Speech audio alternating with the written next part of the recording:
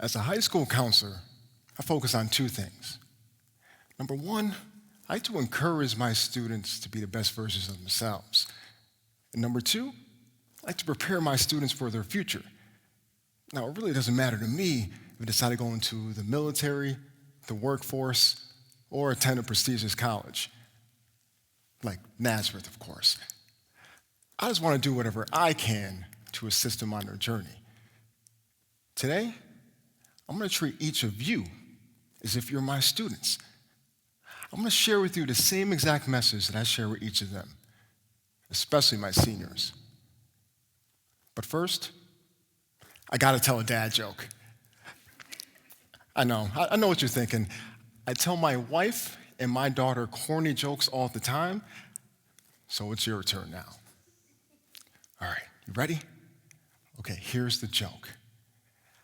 I know 25 out of the 26 letters of the alphabet, but I don't know why. It sounds absolutely bizarre, right? Can you imagine not knowing why? Well, the unfortunate thing is that many people truly don't know their why. And unfortunately, it took a pandemic in order to put things into perspective. The Great Resignation that took place in 2021, it showed companies what really mattered to their employees.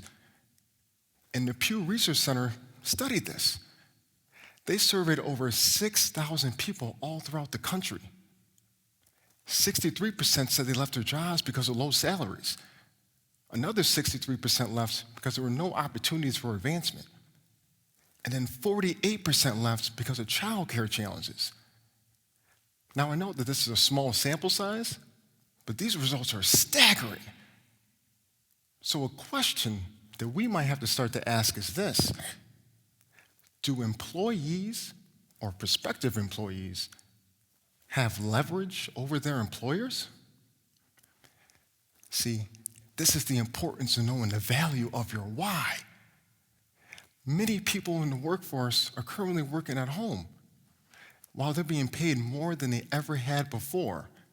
And they're also receiving raises and promotions. But most importantly, they're able to spend more time with their loved ones. This is a whole new opportunity. And some of you might not even realize this, but remote work is here to stay. And it is growing. You are able to build connections and relationships with people throughout the country and around the world through Zoom, LinkedIn, Google Meet, Microsoft Teams, etc. The opportunities are endless. Technology is consistently growing.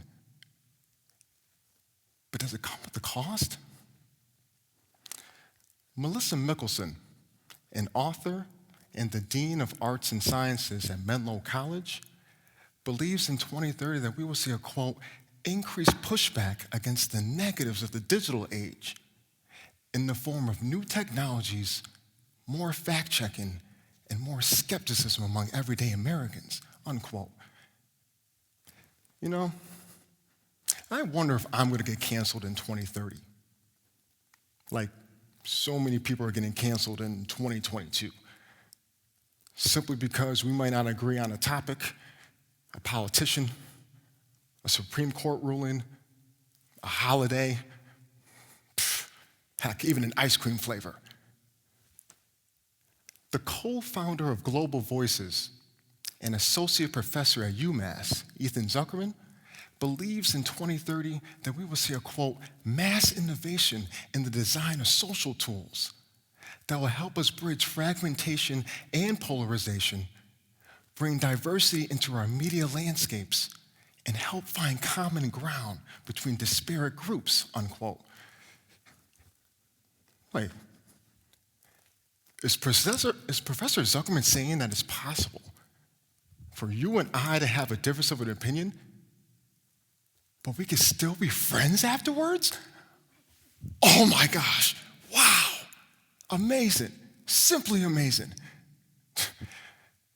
Guys, this is a new era, and 2030 is only 8 years away. So I have a few questions that I want to ask each of you, and I want you to answer honestly to yourselves. Question 1, what are your goals? Question 2, are you disciplined enough to navigate successfully through this new way of society in order to achieve those goals? Question 3, if not, how can you learn to be more disciplined?